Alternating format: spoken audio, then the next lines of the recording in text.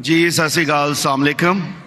میرا ڈاکٹر صاحب سے ایک چھوٹا سا سوال ہے کہ جنت میں جانے کے لیے مسلمان ہونا ضروری ہے یا مسلمان ہی جنت میں جا سکتے ہیں؟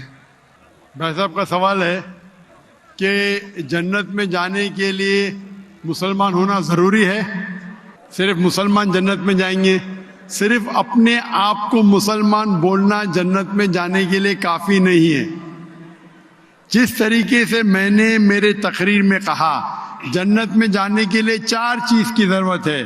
سورہ العصر سورہ نمبر 103 آیت نمبر 1 2 3 اللہ تعالیٰ فرماتے والعصر ان الانسان لفی خسر۔ اللہ تعالیٰ وقت کی قسم کھاتے اور کہتے ہیں کہ انسان خسارے میں ہے۔ صرف وہ لوگ بچ جائیں گے جو لوگ کے پاس یہ 4 چیزیں۔ نمبر 1 ایمان۔ تو صرف مسلمان بولنا ضروری نہیں ہے اور مسلمان بولنا کافی نہیں ہے۔ آپ کے پاس نمبر 1 ہونا چاہیے ایمان۔ اگر آپ کے پاس ایمان ہے کہ اللہ ایک ہے اور اللہ کے آخری نبی محمد صلی اللہ علیہ وسلم ہیں اور باقی چیز پہ ایمان ہے، یہ ایک پوائنٹ پورا ہوتا ہے۔ نمبر 2 اچھے اعمال، عمل صالحات۔ نمبر 3 وتواصوا بالحق، لوگوں کو حق کی طرف بلانا۔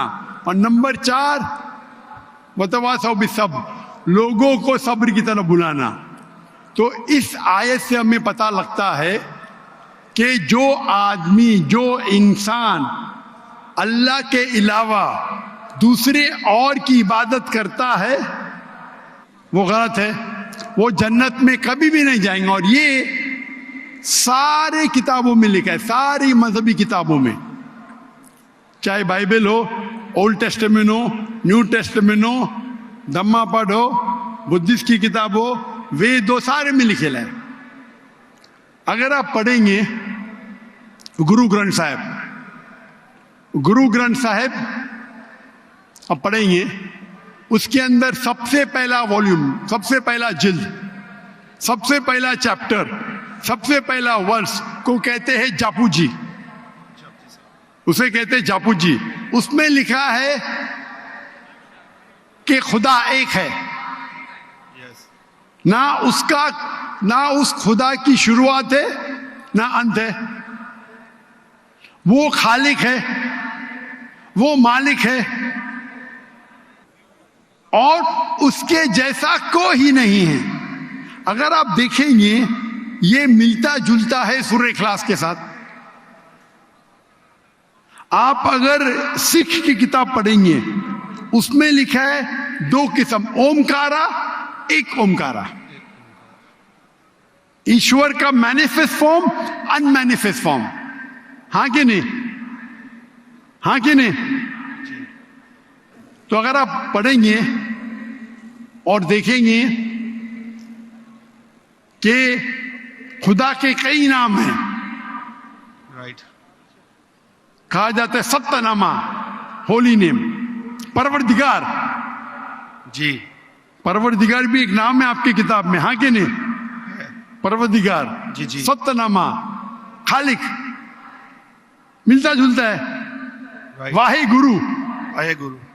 لیکن اگر آپ عمل کریں گے، اگر آپ شرک نہیں کریں گے، اللہ کے علاوہ کسی اور کی عبادت نہیں کریں گے،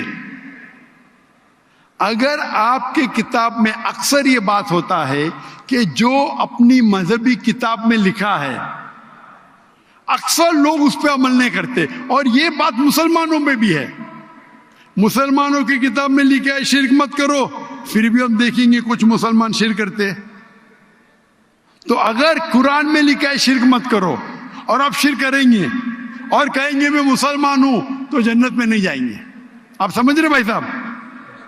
تو اسی طریقے سے آپ اگر شرک نہیں کہیں گے، اللہ کے علاوہ کسی اور کی عبادت نہیں کریں گے اور آخری پیغمبر رسول اللہ صلی اللہ علیہ وسلم، محمد صلی اللہ علیہ وسلم میں مانیں گے، اچھے اعمال کریں گے اور لوگ کو حق کی طرف بلائیں گے اور لوگ کو صبر کی طرف بلائیں گے تو آپ بھی جنت جائیں گے۔ Right. Hope that answers the question بھائی صاحب۔ Thank you